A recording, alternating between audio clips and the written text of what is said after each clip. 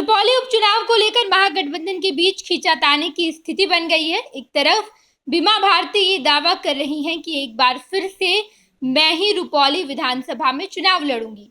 जब 2020 में लड़ा था, जेडीयू की टिकट पर लड़ा था और जीत भी हासिल हुई थी। लेकिन क्या 2024 में जो उपचुनाव हो रहा है, इस उपचुनाव में अगर बीमा भारती आरजेडी की कैंडिडेट बनकर चुनावी मैदान में उतरती है तो क्या जनता उनका साथ देगी?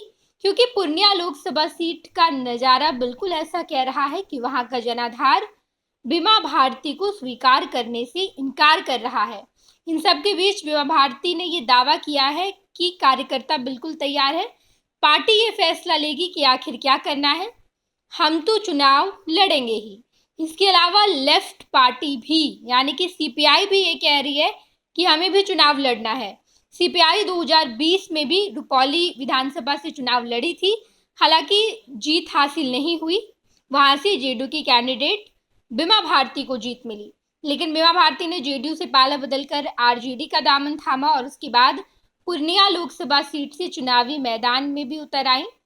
ऐसे में अब जब बीमा भारती पूर्णिया में हार का सामना की है तो एक बार फिर से वो रुपौली विधानसभा का जो उपचुनाव हो रहा है, इस उपचुनाव को लड़ना चाहती हैं। ऐसे में आज एनडीए का कैंडिडेट भी सामने आ गया है। एनडीए ने अपने कैंडिडेट घोषित कर दिए। जेडीयू के टिकट पर कामधर मंडल रुपौली विधानसभा सीट से चुनाव लड़ेंगे और ऐसे में तेजस्वी की टेंशन लगातार बढ़ती जा रही है। सीपीआई ने ये दावा किया है कि हम भी चुनाव लड़ेंगे, क्योंकि 2020 में हमने चुनाव लड़ा था, भले ही हमें जीत हासिल नहीं हुई थी लेकिन मार्जिन बहुत कम था।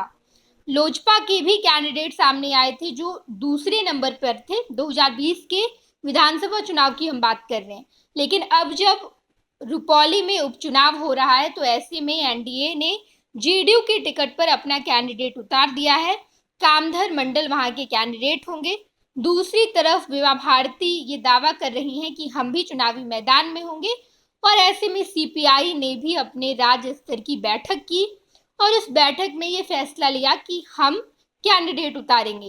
रुपौली विधानसभा से हमारे कैंडिडेट होने चाहिए, ये बात सीपीआई कह रही है और ऐसे में तेजस्वी यादव पर बड़ी जिम्मेदारी है। तेजस्वी यादव बड़ी टेंशन में है कि आखिर तेजस्वी यादव किसे चुनेंगे। क्या तेजस्वी बीमा भारती को चुनेंगे? क्योंकि तेजस्वी ने जब पूर्णिया लोकसभा सीट पर बीमा भारती को कैंडिडेट बनाकर उतारा तो बीमा भारती अपनी जमानत भी नहीं बचा पाई थी, जनाधार उनके साथ बिल्कुल नहीं था और ऐसे में अगर एक बार फिर से तेजस्वी यादव बीमा भारती पर अपना दाव खेलते हैं, बीमा भारती को रुपौली विधानसभा सीट से टिकट देकर चुनावी मैदान में उतारते हैं तो क्या बीमा भारती जीत का स्वाद चख पाएंगी?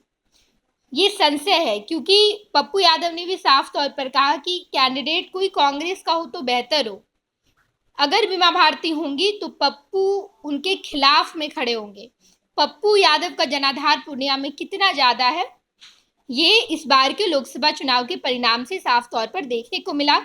पूर्णिया में पप्पू यादव ठीक ठाक मार्जिन से जीतकर सामने आए। त्रिकोणीय मुकाबला था, निर्दलीय कैंडिडेट पप्पू यादव थे और ऐसे में पप्पू यादव ने पूर्णिया लोकसभा सीट पर फतह हासिल की और ऐसे में अब रुपौली विधानसभा का जो उपचुनाव हो रहा है ये बेहद ही ज्यादा दिलचस्प और खींचातानी वाला चुनाव होगा।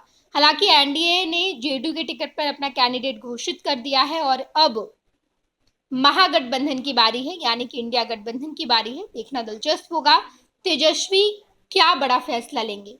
तमाम खबरों से आपको रूबरू कराएंगे, देखते रहिएगा first Bihar Jharkhand. Panorama group, जो सोचता है वो करता है, आपके अपने सपनों का आशियाना। ये लो मुंह मीठा करो, आज मैंने अपना जॉब छोड़ दिया, अब हम पूर्णिया वापस जाएंगे। जॉब छोड़ दिया है? मतलब ये घर कैसे चलेगा? हम करेंगे क्या और माँ बाबूजी क्या बोलेंगे? इसलिए मैं एक और मिठाई का डब्बा लाया।